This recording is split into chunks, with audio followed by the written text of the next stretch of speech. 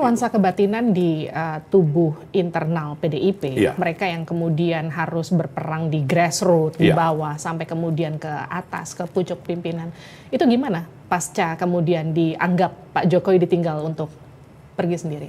Ya memang saya harus apa adanya Mbak Livi, nggak usah lah jauh-jauh, harus kita memberi contoh kan harus diri kita. Kalau kita memberi contoh yang lain di daerah lain tentu kan akan kita menduga-duga lagi seperti itu. Nah kalau saya yang mengalaminya di Jakarta, masyarakat itu sudah cerdas Mbak Livi. Sangat cerdas.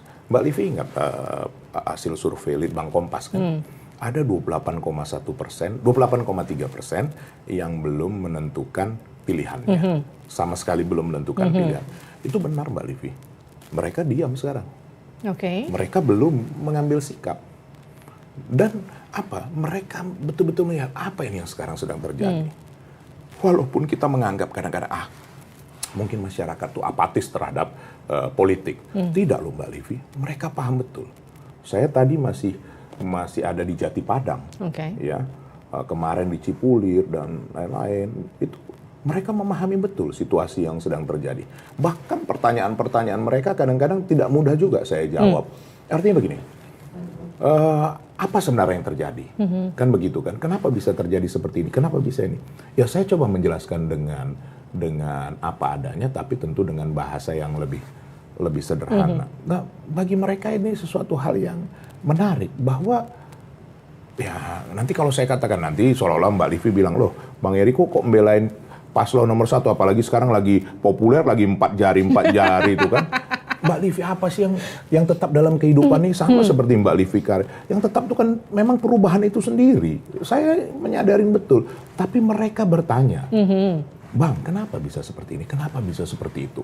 Kenapa terjadi seperti ini? Mudah nggak Mbak Livi menjawabnya? Tidak mudah Mbak Livi. Tapi artinya gini, saya bisa katakan ditinggal Jokowi ya. Ditinggal Jokowi, apalagi... Yang bilang ninggalin siapa? Kan belum ada Mbak Livi. Kan saya membaca dari apa yang... Ini menduga lah ya. Menduga.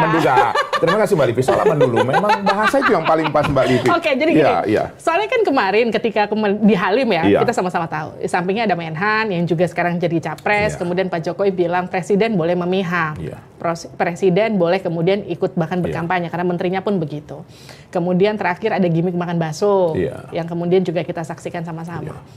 Ini bisa dikatakan bagian dari deklarasi secara tidak langsung seorang Joko Widodo untuk mendukung Pak Prabowo. PDIP nggak merasa itu jadi gempa bumi politik?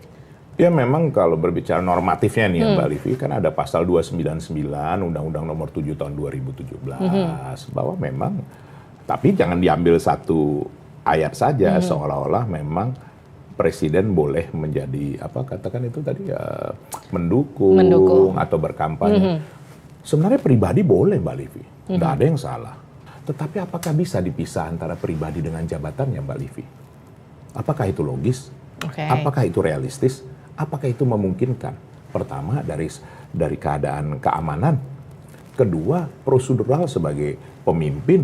Kan itu ada proseduralnya yang harus terjadi. Nah ketiga, pengaruh katakanlah psikologis maupun juga kepada bawahan-bawahannya, termasuk kepada aparat. Ini kan bisa saja jadi mempengaruhi. Sebenarnya kan itu yang ditanyakan oleh masyarakat, yang disampaikan juga oleh para guru besar, oleh para pemerhati politik. Kalau kita lihat sekarang Mbak Livi, jangan kita berpikir bahwa banyak rakyat itu apatis terhadap politis.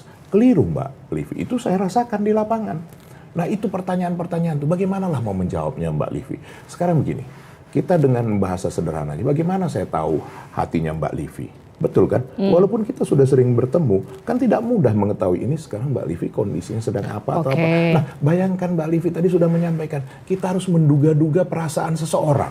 Nah, ini kan repot urusannya seperti itu kan. Tapi kan secara logika gini, kalau orang awam berpikirnya, mana ada sih bapak yang nggak ngedukung anaknya? Nah, Mbak Livi loh yang nyampaikan, saya aja belum sampai sejauh itu. Jadi kadang-kadang para penonton, ini Mbak Livi lebih, memang betul Livi on point ini, memang betul-betul to the point memang Mbak Livi.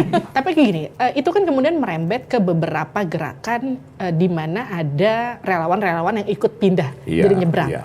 Itu jadi hambatan atau jadi goncangan sendiri nggak buat TPN Ganjar Mahfud? Sebenarnya yang disebut relawan itu apa Mbak Livi?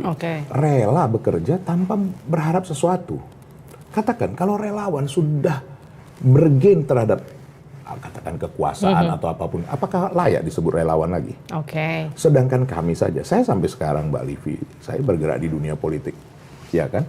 Saya sebagai kader partai, saya sebagai anggota. Apakah saya sudah mendapatkan sesuatu dari upaya saya sebagai kader ini untuk memenangkan calon kami? Tidak ada Mbak Livi, boleh dicek. Nah, apalagi relawan. Relawan itu kan harusnya rela bekerja dengan suka hati, dengan sedaya mampunya, tanpa berharap imbalan apa-apa Mbak Livi. Nah sekarang, relawan yang tadinya mendukung, katakan relawan Livi, tiba-tiba berubah jadi relawan Eriko, sah-sah saja. Tapi apa di balik itu semua? Apa nawaitunya? Apa keinginannya sebenarnya? Apakah ini karena kekuasaan, karena uang, atau karena lain-lain? Oke, tapi kan gak cuma relawan, ada juga kader PDIP, Bang Ara yang juga ikutan nyebrang, itu gimana? Nah, itu Mbak Livi, hidup itu kan pilihan. Nggak ada jawaban lain selain hidup itu pilihan.